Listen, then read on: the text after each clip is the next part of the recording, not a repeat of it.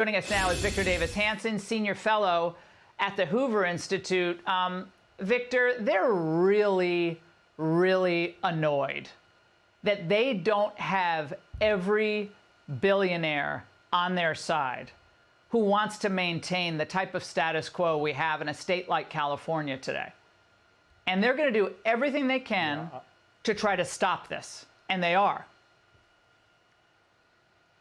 They are. And Elon Musk represents everything they're not. He's a Renaissance man of the 21st century, Laura. He reinvented social media. He's saving NASA from itself. He created the whole EV industry basically single-handedly. Let's not even get into the AI and the tunnels and all the other things he does. So he's a Renaissance man. He's a Da Vinci of our age, and they hate that.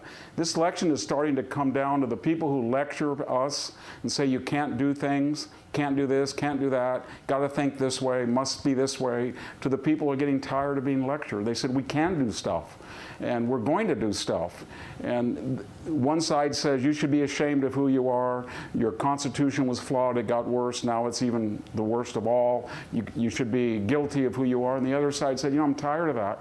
Our civilization has nothing to apologize for. We're better than any other alternative, and we don't have to be perfect to be good. So I think we're getting to an inflection point, like you pointed out, and you can feel it. You can feel it in the country, that people are getting tired of this. And I think we're going to see something like we did in 1980 when people said, I'm tired of Jimmy Carter lecturing us. And Reagan said, we're not going to be lectured anymore. We're still Americans. The best is ahead. And I think we're at that point again.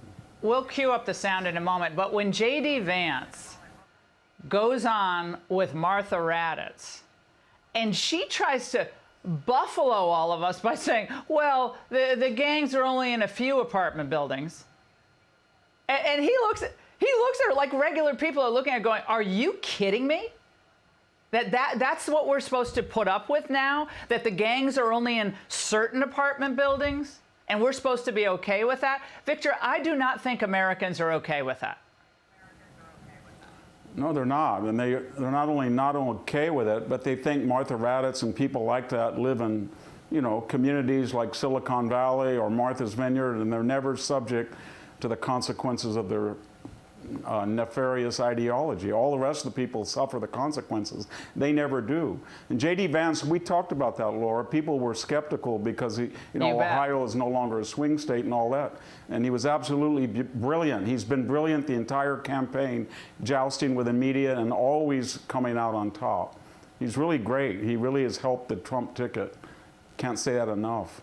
But it's just like the experts were wrong about Elon Musk. He's going to destroy Twitter. They're going to lose all this money. What a stupid buy. It's the end of the First Amendment. Then they said J.D. Vance was a Christian nationalist. He's going to be horrible. They said that Tim Walz was going to be great. And he's like the new man, the new masculinity of the 21st century.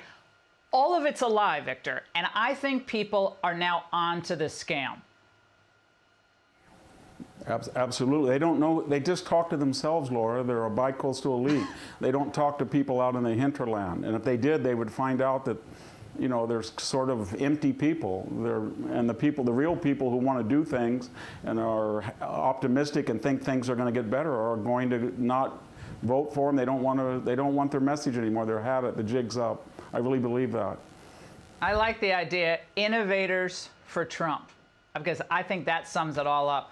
Victor Davis Hanson, always great to see you. Thank you so much. Hey, Sean Hannity here. Hey, click here to subscribe to Fox News YouTube page and catch our hottest interviews and most compelling analysis. You will not get it anywhere else.